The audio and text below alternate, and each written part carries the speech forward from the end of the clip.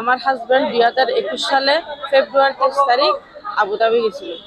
ওখানে ছোট্ট একটা স্বপ্ন নিয়ে গেছে বলতে পারেন, যেহেতু মধ্যবিত্ত ফ্যামিলি। তো ওইখানে গেছে, এখানে যেটা আমাদের বৈষম্য বিরোধী আন্দোলন হয়েছিল বেগম শেখ হাসিনাকে নিয়ে। তো ওইটার কারণে গিয়ে যেমন ছাত্ররা যেমন এখানে আন্দোলন করছে, সেটা আবার উল্লাস করার জন্য বাইরেও করছে, যেহেতু আরব আমিরাতে এগুলো নিষেধাজ্ঞা জারি। এগুলো আমার বাংলাদেশটাতে আন্দোলন করে থাকতে পারবে, ওইখানে পুরোপুরি নিষেধাজ্ঞা জারি।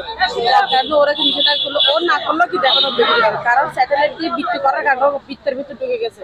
ঢুকে যাওয়ার কারণে আপনার হচ্ছে যে কি ওকে, ও বাড়িতে 4 বছর পর আসছে, 5 বছরের সময় হলে এয়ারপোর্টে ইমিগ্রেশন থেকে ধরে গেছে। ইমিগ্রেশন ধরার পরে আমার বারবার কল দিচ্ছে, কি কিছু বলছে না, কিছু হয় না, একটু বসো। হয়তো সকালে 6টা বাজে মানে সবাই আনতে যাওয়ার কথা ছিল, আর পর্যন্ত আর হয়নি।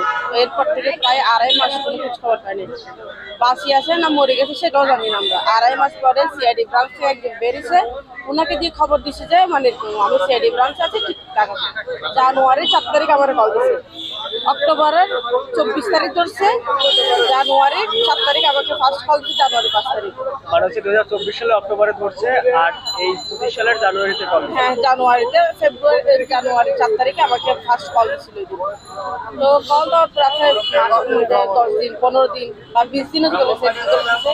এর মধ্যে আমি ওনার কাছে ওনার জন্য 1 লক্ষ টাকা পাঠিয়েছিলাম খরচের জন্য, যেহেতু করে সবকিছু কেনার উপরে, খাবার দাবার পোশাক আশাক আপনার হচ্ছে যাবতীয় যত খরচ সবকিছু কেনার উপরে। তো গত 9 দিন আগে আবার কল দিছে, বলছে হয়তো ওনাদের রায় চলে আসছে। আমাদের ঈদের দিন রাতে ওনার রায়, ঈদের দিন সন্ধ্যায় উনি আমার কাছে কল দিচ্ছে, তখন আর রায় আসে নাই।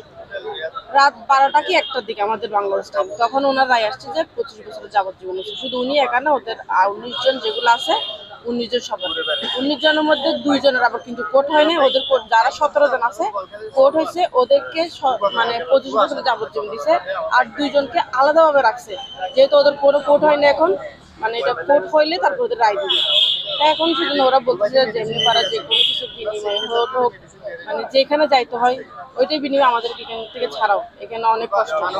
তো যার কারণে আমি আমাদের বড় ভাইরা যারা আসছে ওদের সাহায্য মিলে আজকে এখানে আসে, ওদের সাহায্যের জন্য ওনারা একটা প্রোগ্রাম অ্যারেঞ্জমেন্ট করছে সেজন্য। টোটাল এখন জেলা আছে 19 জন। হ্যাঁ, টোটাল এখন জেলা আছে 19 জন। 20 জন থেকে একজন চলে আসছে, রমজানের 4 দিন আগে চলে আসছে একজন, আর ওনারা বাকি এখন বর্তমানে 19 জন আছে। সিআইডি ব্রাঞ্চে আরো শতাধিক আছে, সিআইডি ব্রাঞ্চে তো এখনো খোঁজ খবর পাওয়া যায়নি।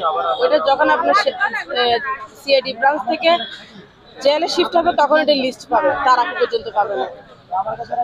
ওখানে কি জেলের ভিতরে খাওয়া দাওয়া কিনে খেতে হয়? হ্যাঁ, সবকিছু নিজে, যতক্ষণ টাকা দিবি ততক্ষণ সবকিছু নিজে রেখে নেবে, সবকিছু টাকা।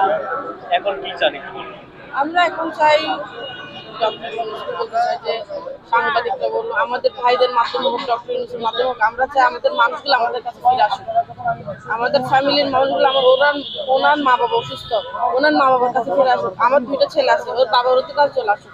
আমার যেমন খারাপ লাগছে, আমার বাকি 19 পরিবার যেগুলো আছে তাদেরও সেম একটা সমস্যা।